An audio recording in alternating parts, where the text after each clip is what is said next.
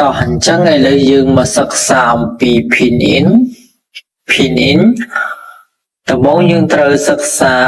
អំពីព្យញ្ជនៈសិនព្យញ្ជនៈគឺមាន23តួអានថា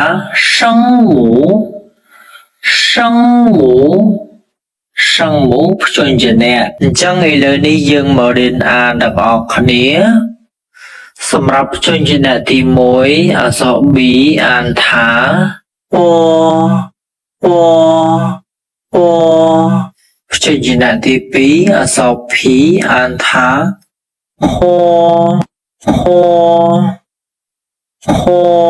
ព្យញ្ជនៈទី3អក្សរ M អានថាព្យញ្ជនៈទី4អក្សរ F អានថា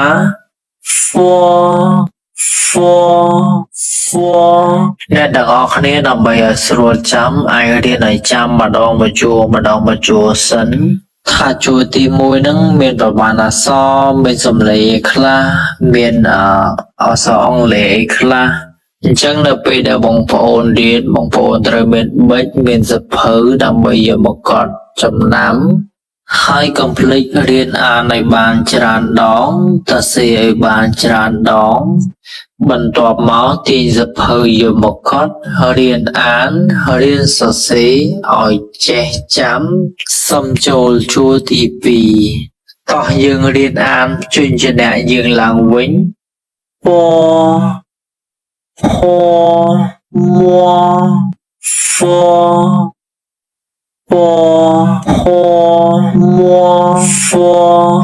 ចូលដល់ជួរទី2មាន7អក្សរអក្សរ D នេះអានថាទឿអក្សរ T ធឿ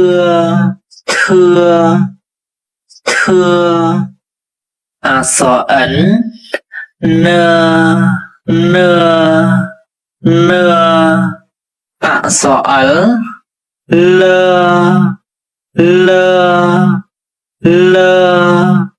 អក្សរ G កអក្សរ K អក្សរ H អញ្ចឹងយើងសរុបមកវិញទឿនក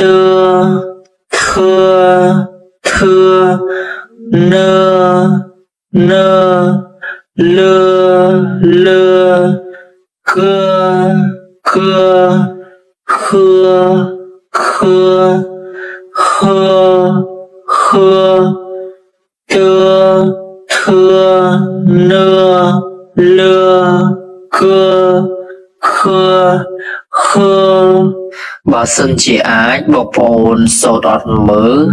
ហើយព្យាយាមសូត្រឲ្យចាំមាត់ទឿ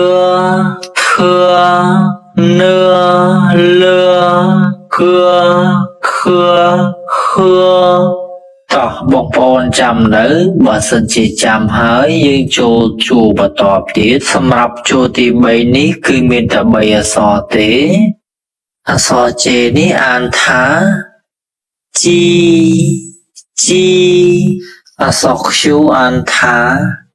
ឈីអក្សរ H អានថាស៊ី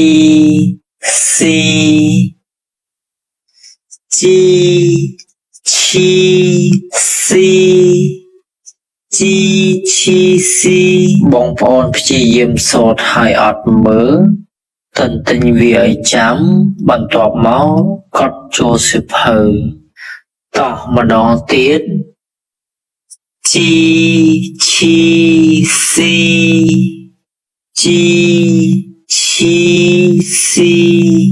តោះបងប្អូនចាំនៅបើសិនជាចាំហើយតោះយើងចូលជួរបន្តទៀតហើយសម្រាប់ជួរទី4គឺមានចំនួន7អក្សរដែរហើយសំឡេងរបស់វាគឺសំឡេងអឺអញ្ចឹងទាំងអស់គ្នាស្ដាប់លោកsưសូនភាសាសិន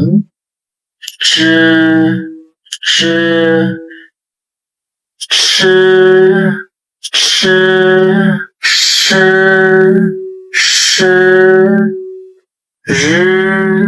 日子子思思思思តោះយើងចូលទៅជួរទី5ម្ដងសម្រាប់ជួរទី5មានតែពីរអក្សរទេអក្សរ Y ហើយនិងអក្សរ W អក្សរ Y នេះអានថាអ៊ីអក្សរ W នេះអានថាអូអ៊ីអូអញ្ចឹងយើងមករំលឹកម្ដងទៀតពីជួរទី1មកអហមហ្វតថនលកខហជីឈីស៊ី支吃日子思思一五知吃诗日思思思一乌鱼耶渊约阴云鹰啊喔一乌鱼 a v 凹 o u 耶约